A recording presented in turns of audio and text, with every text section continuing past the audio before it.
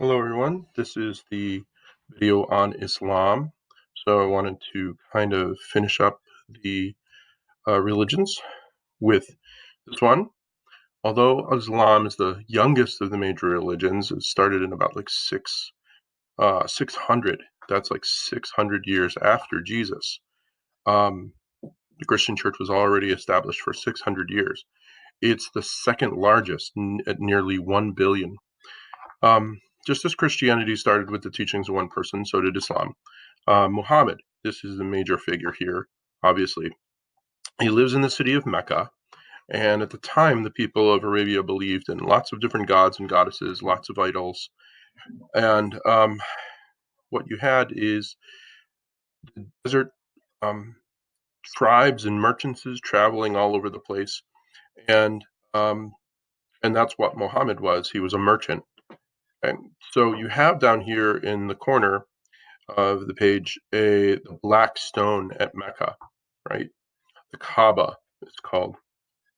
And inside this black covering is this stone believed to have fallen from the sky, probably a meteorite or something like that. But even before Muhammad, it was revered as something like obviously out of the heavens is going to be considered heavenly and or holy or divine. And so this is now, we'll talk a little bit more about that, but this is maybe the holiest site in the holiest city, that's Mecca, of the Islamic world.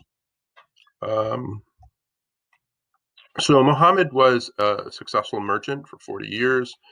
He really wasn't happy, he just wasn't fulfilled in his heart. Um, so he was unimpressed with the level of materialism, fighting, gambling, and drinking in Mecca, and he questioned the worship of the idols. Everything just felt hollow to him. And he prayed for long, long hours on his journeys. And at night, in the middle of these journeys, he would stop and at desert caves, and just pray to God for some kind of pray for some kind of awakening. And one day, when he's in a cave and he hears this voice telling him to recite or to listen to the words of God and repeat them, he thinks he's going nuts. He goes home to his wife, and she and the rest of his family convince him, "Hey, God might be speaking to you. You should probably get back out there." So he does, and for the next 20 years, Muhammad hears this mysterious voice again and again in his life talk to him about what God wants, what Allah wants for him and for his people. And so this is the angel Gabriel, so the story goes, giving these messages to Allah, from Allah to Muhammad. And and the very end, we see the story, the myths that Gabriel took Muhammad up onto the tallest um, part of Jerusalem, and these rocks that were there, he Muhammad ascends into heaven from these rocks. And in Jerusalem, the great Dome of the Rock is just a mosque, and inside is just a bunch of rocks. And we'll see that in a second, where um, here's the Dome of the Rock, and inside is just these rocks here. And this is believed to be the place where Muhammad rises up into heaven, and that's part of his story. As far as Allah goes, who was Allah to Muhammad? Allah was the chief god of many of the gods and goddesses whom the Arabs worshipped. But the voice told Allah that Allah alone was all powerful and was the one and only God. So he tried to share Allah's message with the people of Mecca, and it didn't go over well. Um, some of the things that he told them was that God was all seeing and all knowing, and that everyone was equal in Allah's eyes, and that to go away from behaviors that were harmful, like drinking and gambling and idol worship, those kinds of things, and that you needed to be kind to widows, orphans, animals, to everyone. Everyone was equal. Well, Mecca, with all of its money making, with all of these bad behaviors, rejected his message, and so they almost killed him. They threw stones and dirt and threatened to kill him. And so he flees to uh, to the northern city of Medina in the year 622. Medina finds fertile ground here, and he convinces them, "Hey, this is the way that we should live our lives." And they build the first mosque there, and the first Islamic community is founded there. Eventually, though, if this belief system was going to take foothold, he had to get back to Mecca, and so he and his army of followers returned to Mecca and took over the city. They destroyed the idols and turned the area around the Kaaba into a great mosque dedicated to Allah. So this is kind of conquering by violence a little bit. That's a little bit different than Jesus, which is funny, because of some of the ideas that Muhammad had about everyone was equal, but he just saw that evil needed to be destroyed in a much more active way.